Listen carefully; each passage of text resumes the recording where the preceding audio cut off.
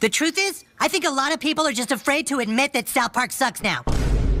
South Park sucks now. Alright, well, this is gonna be a fun one. South Park just dropped episode 2 of season 28 on Halloween night. I was planning to spend the night drinking an irresponsible amount of Sailor Jerry's, but I guess I'll be chained to my desk for the next 20 hours. A lot of fans were actually excited for this delay, expecting this to be a Halloween special. I mean, South Park has had amazing Halloween specials in the past. Hell on Earth is a personal favorite of mine. Now, unfortunately, this is not a Halloween special. It actually has nothing to do with Halloween other than the day it was released. A little disappointing, but whatever. How was the actual episode? Well, we see South Park going full meta, satirizing the criticism of people who have been saying South Park sucks now. Is the show becoming too political? We'll get into that throughout this video. They also call out the corruption of crypto rug pulls. And by the way, the episode's only been out for like 30 minutes as I'm recording this, and there are already hundreds of new meme coins. Someone literally made a South Park sucks now coin, and people who got in early just paid their rent for the entire year. It's completely ridiculous. We'll break this down too. Yeah, so there's a lot to talk about. Let's just jump right into it. Here is The Woman in the Hat. The episode begins with Randy picking up Stan from school. We learn that the Marsh family hasn't recovered from Tegrity Farms yet and are currently living in a motel. Randy tells Stan that he's been trying to find work, but due to the government shutdown, he can't find a job with USGS. If you forgot, or maybe you're a newer viewer of the show, Randy is actually a geologist and not just a weed farmer. It's been a while since he was in that line of work. So yeah, the government shutdown has now been going on for an entire month. The White House even has a timer to let everyone know how long it's been, which is one of the most hilarious things I've ever seen. Democrats have shut down the government. This is on the official White House website, by the way. Stan talks about how embarrassing it is to live out of a motel when Randy lets him know there's actually some good news. They're moving somewhere else. Stan gets excited for a minute thinking they're about to move into a new house, but yeah, they're going to live with Grandpa Marsh at a retirement home. This is a bunch of bull crap! First you stick me in this place, and then you all come along? Stan argues that this is inhumane, and Grandpa Marsh agrees with him. This whole scene actually wasn't that funny, I just felt kind of sad. It cuts to the White House where they're doing construction on the Eastern Wing. Just another reference to real life. If you don't watch the news, good for you, your mental health is probably thriving. But yeah, the current administration is doing renovations to the East Wing, mostly to have a bigger area for events and parties. There's apparently some technological and security benefits of this as well, but who knows if what they say is true. Satan was told the renovations were for a nursery so that they can take care of the baby. Hey, relax, guy! We can just stick the baby in the bathroom or something. Wow! Trump gets interrupted mid-conversation by, I assume this is supposed to be Jason Miller. I know Jason Miller worked with Trump a lot in 2016 and, throughout that presidency. I could be wrong about this, but as of right now, I can't find any confirmation on who this is supposed to be. He tells Trump that he's needed urgently for something that's apparently a matter of national security. At the meeting, he's told they have reason to believe someone is trying to stop his new baby from being born. And then we get to see Attorney General Pam Bondi. Pam, sorry, you got a little shit on your nose there. Oh, do I? Yeah, this joke probably speaks for itself, but Pam Bondi is one of Trump's biggest sycophants. She's a blind loyalist, unable to say no. She publicly said at one point the Epstein list was sitting on her desk. Even a lot of right-wing people don't like her at all. You know she's about to get absolutely destroyed this episode. Last but not least, Stephen Miller, a political advisor who serves as Deputy Chief of Staff for Policy in the Trump administration. That by demolishing the East Wing, we may have unleashed some sort of wrath. Yeah, this depiction is perfect. Probably the second best of this era, behind JD Vance, of course. Speaking of JD, after this meeting, he calls Peter Thiel, who is hiding out with Cartman in a motel. I have him heavily sedated. It should last another 6-7 hours. JD tells him that their original plan has changed because the White House is onto them about trying to kill Satan's baby. In the next scene, Kyle and Kenny go to the retirement home that Stan is living at. Stan is of course embarrassed about living here and asks them not to tell anyone. Kyle is sympathetic to this and tells Stan that everyone is having a hard time right now. Stan replies that the truth is, a lot of people are just afraid to admit that South Park sucks now. South Park sucks now? Yeah, everyone knows it. South Park sucks now. And it's because of all this political shit. Well, here it is. This is where we go full meta. This scene with Stan is obviously Matt and Trey being self-aware of the criticism they've faced this year. It's actually been a debate among South Park fans since season 27 started. Is South Park getting too political? The first thing I'll remind people of is that South Park has always been political to some degree, and historically, they've never shown much bias one way or the other. They made fun of Bill Clinton for getting a BJ in the Oval Office. They've taken plenty of shots at George Bush over the years. They called Hillary Clinton a moron and made fun of her before she even ran for president. Those are just the obvious ones. South Park's taken shots at politicians and political ideas from both sides pretty much since day one. The problem is, there's a certain demographic of people who only enjoy the show when they feel like their political beliefs are being justified. You see it all over social media. People on the right saying South Park isn't funny anymore because they're libtards now. Or on the flip side, people on the left saying this is the best season ever just because they're roasting Trump. Instead of crying about politics, what we should all really be crying about is serialization. And yeah, we'll be talking about that later. Stan continues the conversation by saying, remember when we used to do stuff? Just us guys? Like, Kenny, I haven't even heard you say anything in like 4 months. What the heck you want to say, dude? You see, that's what I mean. We don't even know what to say. This feels like a response to those of us who have been saying that we want South Park to focus on the boys again. Some motivational music plays and Stan confidently says that he knows exactly what to do. He starts an online group with Kyle and Kenny called South Park Sucks Now and urges people to join them. So please like and subscribe, smash the button, upvote, whatever the hell you need to do. I feel personally attacked here. I'm just kidding. No, but seriously, like and subscribe. Stan wakes up the next day to see that his new online group is getting tons of support. This is a parody of Reddit, but a South Park Sucks Now group would definitely do better on Twitter. The boys are shocked at how much support they got overnight, and Kyle asks Stan what they are going to now do with this new community. Stan says that it's obvious what Phase 2 is. Introducing the South Park Sucks Now cryptocurrency coin. He makes a ridiculous crypto ad and says that South Park used to be a great town before all the politics showed up. To fight this, buy his new meme coin. I love how during this ad, Kyle is just realizing how morally bankrupt Stan is being right now. He tells everyone who wants to buy a coin to visit southparksucksnow.com. By the way, I typed this in just out of curiosity and it just takes you to the actual South Park website. Stan finishes off his crypto ad with a disclaimer. South Park Sucks Now coin is not registered with or regulated by the SEC or any financial authority. Please review all disclosures and consult a licensed financial advisor before engaging in digital asset transactions. Okay, the whole disclaimer is actually like almost 30 seconds long, so I can't put all that in the video, but it's pretty hilarious. So let's talk about crypto for a minute for the people who don't really understand what it is. Crypto is a form of digital currency that doesn't require a central bank or financial institution to verify transactions. It uses blockchain technology, which securely records and verifies these digital transactions. It started with Bitcoin back in 2009.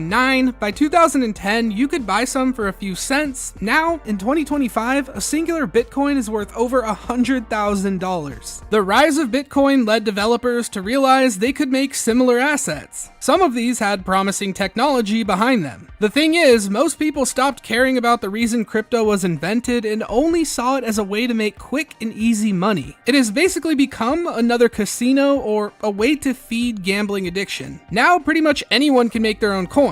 You see influencers making coins and then dumping them on their fans for profit. I'm not here to tell you that all crypto is bad or that it's fake money or anything like that. I actually own some Bitcoin myself as a speculative investment, but there's risk to it, and you should be aware of that and educate yourself before you jump into it. And yeah, I would never touch meme coins with a 10-foot pole. Hopefully you learned something, maybe you're more confused. Either way, let's get back to the episode. Back at the White House, Trump reveals that ever since they began deconstruction of the East Wing, he started to see something weird. The woman in the hat. I'm pretty sure that's your wife, sir. My wife? What does it want? The fact he calls her it is an underrated joke in this episode. I was wondering for a while if they were going to ever mention his wife. This was a pretty funny way to do it. Pam Bondi suddenly disappears, which spooks Trump, but she was just busy doing her brown nosing. Trump goes to take a shower and we see that Towley is still being abused. Someone better save him before the season ends or I'm going to be depressed. Melania appears in the bathroom, which really freaks out Trump. The security says that all the exterior doors were locked and nobody could have possibly possibly entered his room. In the next scene, Kyle confronts Stan, obviously feeling very guilty about what they're doing with crypto. What's wrong with trying to make a little money while also pointing out the things wrong with our town? Kyle asks him if he even has any idea how crypto works, which is a fair question considering most people who get into crypto have no idea how it works. Stan tells Kyle that he hired a really smart crypto advisor from the East Coast. I'm big!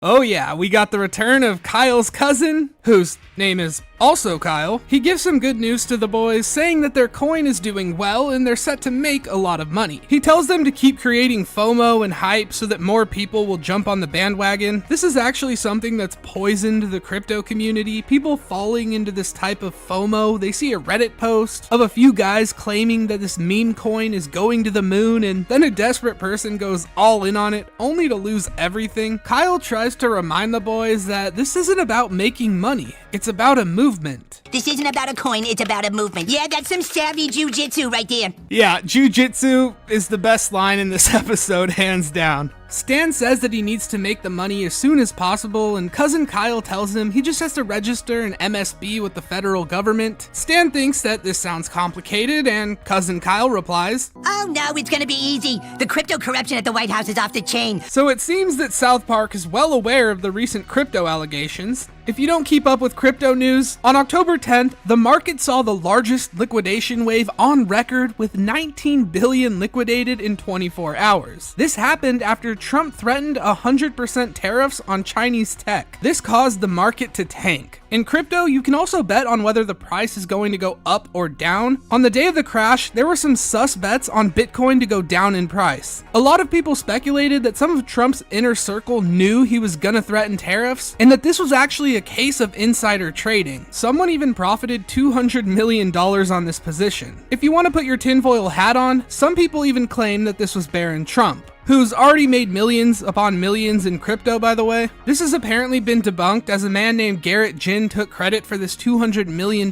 win, but even if there was no insider trading, you can't deny that the Trump family has profited millions on shameless crypto ventures. So no matter how you slice it, what Cousin Kyle is saying here is true. Back at the White House, a couple of paranormal investigators show up to figure out what's going on with the woman in the hat. They start by taking samples of the crap on Pam Bondi's nose, and they say it appears to be some sort of rectoplasm. The paranormal investigator starts analyzing it, saying it's about 54% Filet-O-Fish and 28% Taco Bell. Trump then admits to eating both of those things earlier. Yep, just two guys pushing 60, still making jokes about fecal matter. I wouldn't have it any other way. The investigator then gives us a plot twist. And it's 14% its own.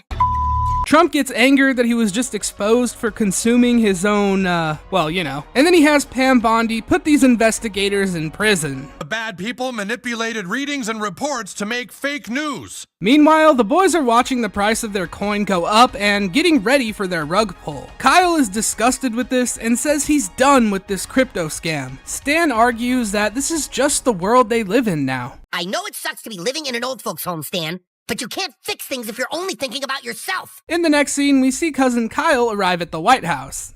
We're trying to f a bunch of people out of their money. Is Don Jr. around? Miller tells Cousin Kyle that Don Jr. has been waiting for him and then invites him inside. They run into Brendan Carr in the hallway, who still has his arm permanently stuck in that fascist salute. Cousin Kyle meets up with Don Jr. and tells him all about the crypto rug pull. Don Jr. tells him that he loves nothing more than a big crypto dump. Pam Bondi interrupts their meeting and says that everyone needs to go meet in the dining room. Meanwhile, Stan tries to get a hold of Cousin Kyle, but he doesn't answer. The boys are panicking because the price of their coin is starting to drop. Trump's inner circle starts having a seance, which is when people try and make contact with the dead, if you didn't know that. This is led by Pam, and she starts asking the woman in the hat to stop tormenting President Trump. Holy shit, she's right there! What is that? Pam starts tweaking out, implying that she's fully possessed now, and JD suggests that they stop this. No, I want to hear what it has to say. Epstein! No, Nope, you're right. Let's stop this. She then points her finger at JD, accusing him of corruption. JD defends himself by saying she's just faking being possessed and trying to take his job. Everyone is now freaking out, and Cousin Kyle tries to appease the evil spirit. He starts confessing that they have all been getting filthy rich off of crypto rug pulls. Crypto's just a giant money laundering scheme for the rich to get richer. Please don't haunt us anymore. This ends in the saddest way possible. Trump responds by putting Cousin Kyle in jail for exposing everyone's crypto gains. It cuts to the boys with Stan apologizing to Kyle. Stan realizes that there's no going back to the way things used to be in South Park. Kyle assures him that things will eventually get back to normal, even if it's hard to see right now. And in the meantime, we just have to make the most of where we are. The episode then ends with the song If I Didn't Care by the Ink Spots. It's copyright, of course, I can't play it, but this is a song about heartbreak and regret. What is Trey Parker trying to say here? Is it him telling us that they're trapped in serialization? Is he responding to the people who say that he sold out and just doesn't care anymore? Or did he just recently rewatch Shawshank Redemption and wanted to use the song? And I'm overthinking it. Either way, this is another episode that just ends in a depressing tone. Overall, I did enjoy the episode. I'm somewhat interested in crypto, but if you watch this with no knowledge of what crypto is, then you probably would have enjoyed it less. The storyline with Cousin Kyle was actually really good, and using meta humor to do self-aware commentary was just really solid as well. I do have some issues with this episode though. It was far from perfect. Cartman and Peter Thiel made zero progress throughout this, and the Butt Baby storyline didn't progress all that much either. I'm almost positive the rest of the season is going to continue to be serialized like this. We have 3 episodes left. Maybe they'll surprise us. I hope you guys enjoyed the video. Let me know what you thought of this episode, and as always, thanks for watching.